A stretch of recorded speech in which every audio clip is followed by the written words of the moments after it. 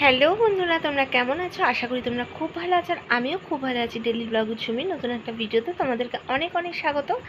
এখন আর গুড মর্নিংও বলতে পারলাম না, গুড ইভিনিংও বলতে পারলাম না, কারণ এখন মোটামুটি বেজে গেছে রাত্রির 10টা।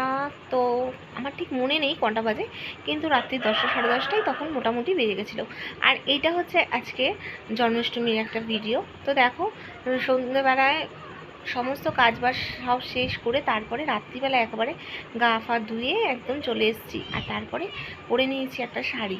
তো সারাদিন যে শাড়িটা পরেছিলাম সেটা তো চেঞ্জ করে ফেলেছি, আর গায়ে জল ঢালার পরে এই লাল সাদা শাড়িটা পরলাম। পুজো বলে কথা, পুজোতে তো একটুখানি মনে হয় যে লাল পাড় শাড়ি পরতে, তো এটা দেখলাম যে বেশ লাল সাদা রয়েছে, তো পুজো পুজো ভাব একটু বেশ ভালো লাগলো তাই জন্য। তো এখন যাচ্ছি হচ্ছে ঠাকুরের সমস্ত জোগাড় করতে। সকাল থেকে তো আমার গোপাল সোনার কী কী পছন্দের জিনিস সেগুলো তো বানিয়েছি, তোমরা তো এর আগে অনেকটা দিন আগেই ধরতে গেলে, আজকে এক সপ্তাহ পর হয়তো আমি এই মিনি ব্লগটা আবার শেয়ার করছি। তো মিনি ব্লগে তোমরা অনেকটাই দেখে নিয়েছো কী কী করলাম না করলাম। তো যাকে কী কী রান্না করছি সেগুলো সব কিছু তো বলা হয়নি, তো এই ভিডিওর মাধ্যমেই তোমাদেরকে জানানো হবে। তো তারপর দেখো ঘর থেকে চলে এসেছি, এখন একটুখানি ফল কেটে নিচ্ছি। ফল টল কিন্তু সেরকমভাবে কাটবো না, কারণ রাত্রিবেলায় সবাইকে তো সেরকমভাবে প্রসাদ দিতে পারবো না। তো তাই জন্য কোনো রকমে প্রত্যেকটা ফল একটা একটা করে কেটে নেবো। একটা হচ্ছে আমার এইদিকে গোপাল সোনাদের জন্য বাড়বো, আর একটা হচ্ছে আমার ওই ঠাকুরঘরে সমস্ত ঠাকুরদের কাছে দেবো, তাই জন্য দুটো বাটা সাজিয়ে নিয়েছি। আর এদিকে দেখো সব ফুল টুল সব রেডি করে রেখে দিয়েছি। আর আজকে আমার গোপাল সোনার জন্য যেগুলো বানিয়েছিলাম সেগুলো হচ্ছে লুচি, সুজি, সিমুই, তালের বড়া, নাড়ু আর হচ্ছে মালপোয়া। আর তার সাথে সাথে তো ফল ছিলই, মিষ্টি ছিল, দই ছিল, আর আমার গোপাল সোনাদের জন্য ক্যাডবেরিও ছিল, মাখন ছিল, যেগুলো সে খেতে ভালোবাসে। তো সেগুলোই মোটামুটি করে দেওয়ার চেষ্টা করেছি। তো আর তো সেরকমভাবে কিছু জানি না কী কী করতে হয়, তো যতটুকুনি জানি ততটুকুনি করার চেষ্টা করলাম। তো দেখো তারপরে এদিকে পুজোয় বসে পড়েছি। তো যেহেতু আমি ভয়েস ওভার দিচ্ছি, সমস্ত কিছু তো তোমাদের দেখাতে পারছি না, মানে দেখাতে পাচ্ছি কিন্তু এগুলো তো যখন করছিলাম সেই আওয়াজগুলো তোমাদেরকে আর দেখায়নি, মেন আওয়াজগুলো। তো এখন ভয়েস ওভার দিচ্ছি। এইটা হচ্ছে আমার গোপাল সোনার জন্য রাত্রিরে জন্মাষ্টমী রাতে পরার জামা। ওর এবারে জন্মাষ্টমী উপলক্ষে আমার দুটো গোপাল সোনা আর রাধা গোবিন্দের হচ্ছে তিনখানা ড্রেস আনা হয়েছে। একটা হচ্ছে আজকে জন্মাষ্টমীর উপলক্ষে সকালে পরিয়েছি, আর হচ্ছে রাত্রিবেলায়, আর আরেকটা হচ্ছে নন্দ উৎসবের দিন। তারপরে এদিকে দেখো এক এক করে আমার গোপাল সোনাকে সাজুগুজু করিয়ে নিয়েছি। এর আগে কিন্তু আমি আমার আরেকটা যে গোপাল সোনা আছে তাকে সাজিয়ে বসিয়ে রেখেছি, আর রাধা গোবিন্দকেও বসিয়ে রেখে দিয়েছি। তা এখন হচ্ছে আমার এই গোপাল সোনাকে সাজুগুজু করাচ্ছি। আর মোটামুটি যতটা পেরেছি ম্যাচিং ম্যাচিং জিনিস আনার চেষ্টা করেছি। আর ভালোই লাগে গোপাল সোনাকে বেশ নানা রকম জিনিস দিয়ে সাজুগুজু করাতে, না ভীষণ সুন্দর লাগে। তো তারপরে সব কিছু সাজানোর পর এতটাই মিষ্টি লাগছিলো তাকে দেখতে, কি আর বলবো, নিজেরই যেন ভীষণ ভালো লাগছিল। এই যে আমার পুরোপুরি আমার গোপুর ফুল লুক। তো তারপরে চলো, এদিকে অনেকটা রাত হয়ে যাচ্ছে, তারপরে আমি এখন পুজোতে বসবো। এদিকে দেখো আমার রাধা গোবিন্দকেও সাজিয়ে দিয়েছি, আর এদিকে উপরে আমার রাধা গোবিন্দকে বসানো হয়েছে, আর এদিকে নতুন দোলনায় দুই ভাই বসে আছে। আর এদিকে সমস্ত কিছু তাদের পছন্দের খাওয়া তাদের সামনে আমি দিয়ে দিয়েছি। এবার পুজোটা করব।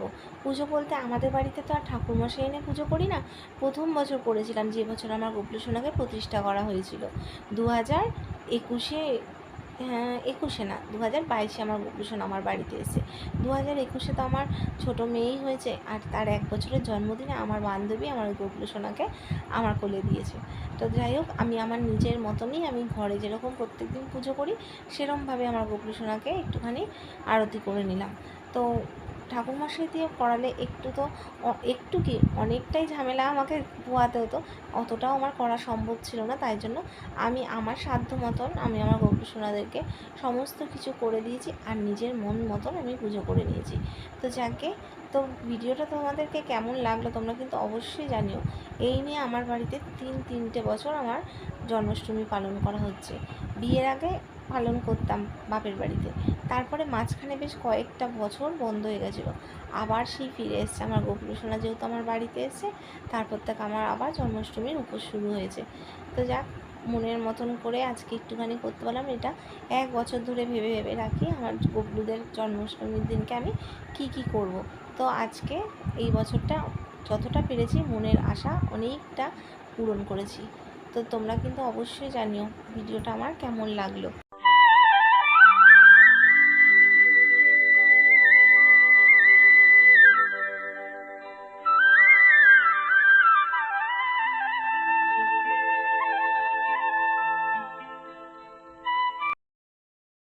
ছাড়ি, প্রহ্লাদ রাখিল নাম নৃসিংহ মুরারি, বশিষ্ঠ রাখিল নাম মুনিমন মনোহর, বিশ্ববসু নামে রাখে নব জলধর, সর্বত্র নামে রাখে গোবর্ধন ভারী, প্রাণপতি নামে রাখে যত ব্রজনারী, অদিতি রাখিল না আরতি সুদন।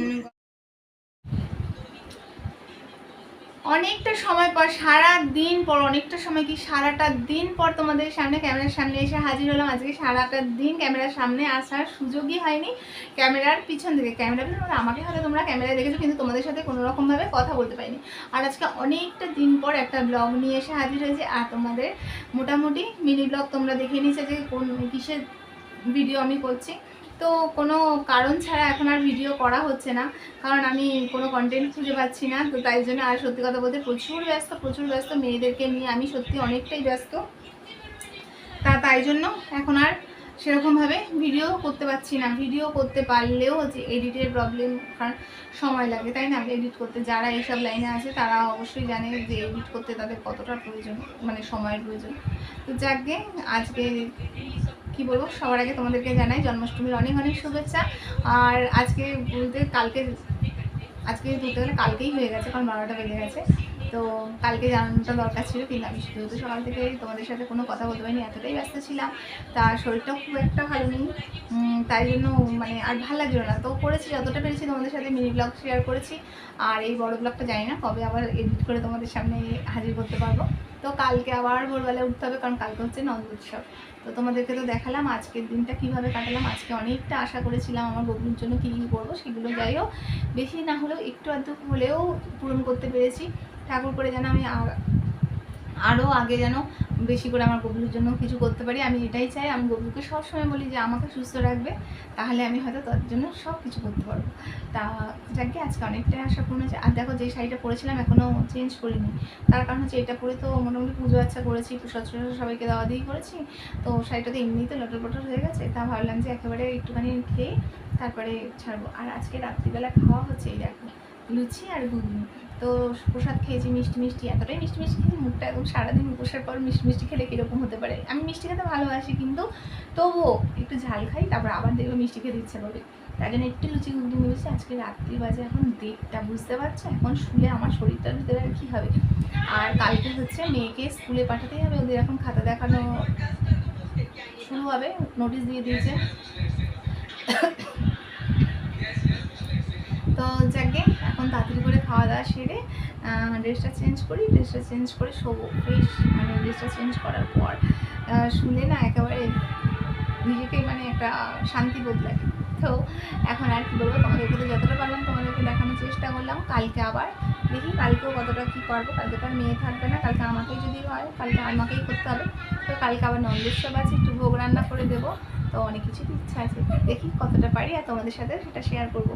তো যাক, আমার গবলু যতটা চাইবে তো ততটা অবশ্যই হবে, তারপর তার উপর কতটা কী করতে পারবো।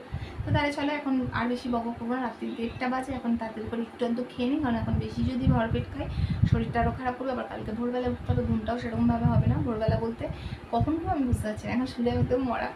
তো যাক, তো কেমন লাগলো ভিডিওটা তোমরা অবশ্যই জানবে, আমার গবলুকে কেমন লেগেছে। তো তাহলে আজকের মতন এখানে আমি আমার বন্ধ হচ্ছি। কালকে আবার দেখাচ্ছি নতুন একটা ভিডিওর সাথে। তোমরা ভালো থেকো, সুস্থ থেকো, নিজের খেয়াল রেখো। আজকের মতন এখানে